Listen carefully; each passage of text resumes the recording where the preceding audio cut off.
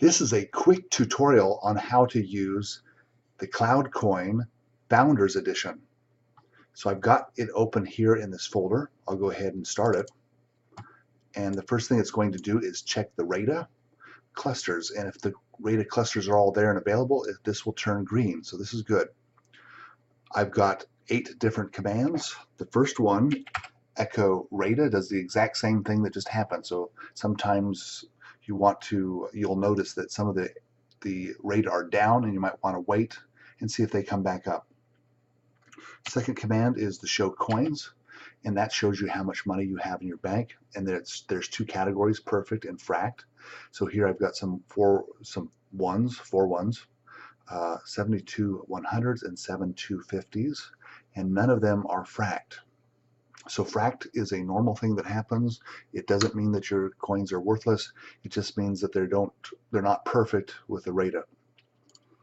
So the next thing I'm going to do is I'm going to import some coins, and I do have some coins that I have in the export folder. So I'm going to go ahead and copy those, or I'll cut those and move those to my import folder. So now I have 3 coins to import. I've got a zip file here. Founders will not import a zip file. It will also not look through any subfolders that you have. It'll just ignore those. So I go ahead and hit 3, import. Those JPEGs come in, and they are detected to see if they are counterfeits or if they're authentic. And I can see from the response that all 25 clusters of RAIDAs said that these were authentic, good coins. They were tested in parallel, which made the process very fast. Now I can see that I've got some additional ones. Now I'm going to go ahead and export them. So I'm going to get number 4, and I'm going to export some JPEGs. I'll export a couple of ones, and how about 1 100 and 1 250, and I'll give this the name test. So here I've exported those, and now in my export folder I can see that those coins have shown up here. Now I'm going to export a stack file. Stack files are less visually appealing, but they are very small, easy to compress, easy to transport. So I'll go ahead and hit 4 export. I'm going to create a stack file this time, number 2, and I'll go ahead and I will export 2 ones. No 100s and no 250s. This will be test 2. Now I can see them appear in my export folder. I'm going to go ahead and rename this.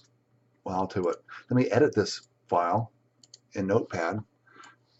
This is a text editor that allows you to see what the actual coins look like inside. And so here I can see that I've got 2 coins. The first coin is 1069,954. The second one is 1069,955. I'm going to fract this coin, which means I'm going to make it so that it's not perfect with the RAIDA. I'm changing the B to a 5. That will cause that first one to be fract. Now I'm going to save it, and I'm going to move it. So I'm going to go ahead and cut it, and I'll move it back into my import folder so I can re-import what I exported. And we'll see that one of the coins this time is fract.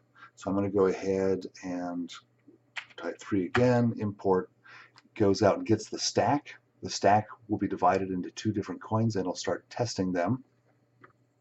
That happened very fast. I'm going to scroll up, and I can see on the first coin it did fail. So that's where we changed the number.